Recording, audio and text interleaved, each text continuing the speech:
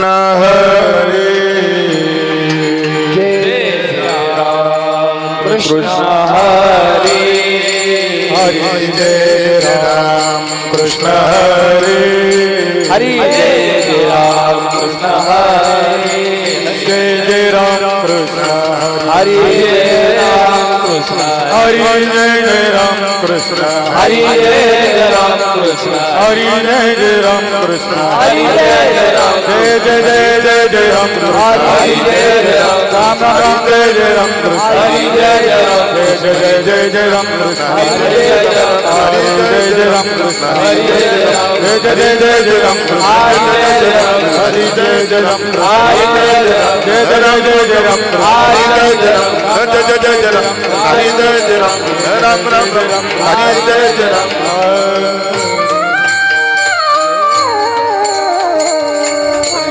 रूप पाहता लोचने सुख झाले व साधने सुख झाले व साधने सुख झाले व साधने रूप पाहता लोचने सुख झाले व साधने सुख झाले व साधने सुख झाले व साधने तो हा विठ्ठल बरवा तो हा माधव बरवा तो हा विठ्ठल बरवा तो हा माधव बरवा तो हा विठ्ठल बरवा तो हा विठ्ठल बरवा तो हा माधव बरवा तो हा माधव बरवा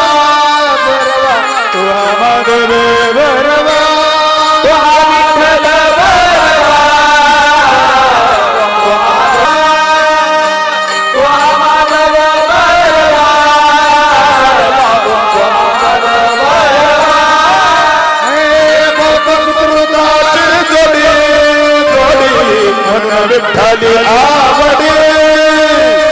म्हणून विठ्ठली आवडी आवडी म्हणून विठ्ठली आवडी सुकृताची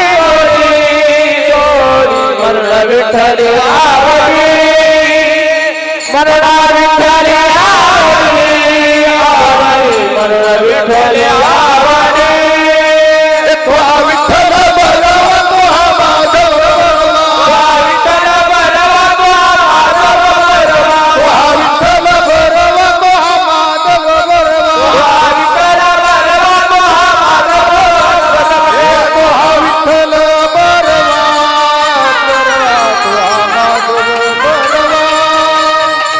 तो हा माधव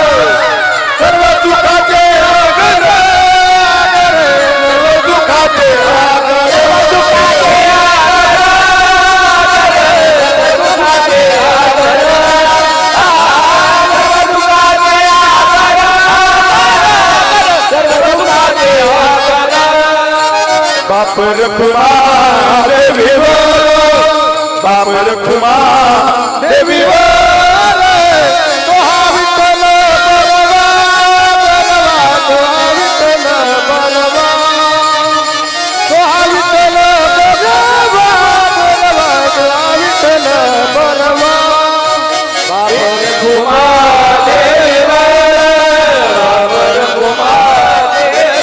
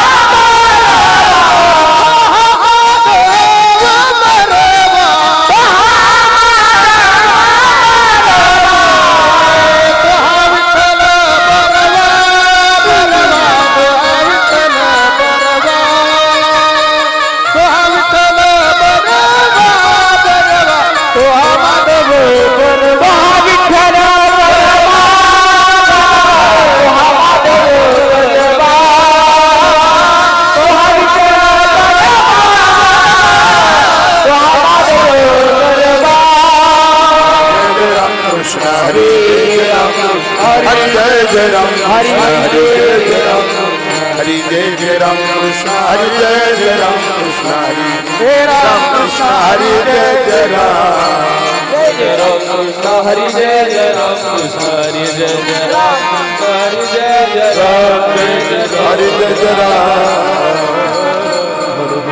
थोड़ा मन हरी साउंड थोड़ा मॉनिटर हेलो हेलो हेलो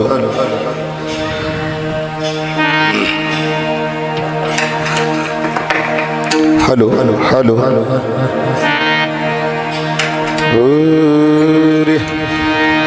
दुर्बुद्धी ते मना कदा नुपजो नारायणा कदा नुपजो नारायणा कदा नुपजो नारायणा दुर्बुद्धि ते मना कदा नुपजो नारायणा कदा नुपजो नारायणा कदा नुपजो नारायणा दुर्बुद्धि ते मना कदा नुपजो नारायणा कदा नुपजो नारायणा कदा नुपजो नारायणा दुर्बुद्धि ते मना कदा नुपजो नारायणा कदा नुपजो नारायणा कदा नुपजो नारायणा आत्मद ऐसे करी आत्मद ऐसे करी आत्मद ऐसे करी तुझे पाय चित्ती धरी तुझे पाय चित्ती धरी तुझे पाय चित्ती धरी आत्मद ऐसे करी तुझे पाय चित्ते धरे तुझे पाय चित्ते धरे तुझे पाय चित्ते उपजला भाऊ तुमचे कृपेचे जाओ तुझे कृपेचे जाओ तुमचे कृपेचे जाओ उपजला भाऊ तुमचे कृपेचे जाओ तुझे कृपे से आत्मद ऐसे करे आत्मद ऐसे करे आत्मद ऐसे करे तुझे पाय चित्ते धरी तुझे पाय चित्ते धरी तुझे पाय चित्ते धरी पुढे या पुढं बोलो प्रवीण तुझे पाय तुगा म्हणे लाभ नाही या परता लाभ नाही या परता लाभ नाही या परता तुझा म्हणे आता लाभ नाही या परता लाभ नाही या परता लाभ नाही या आता मजे ऐसे करी आता मजे ऐसे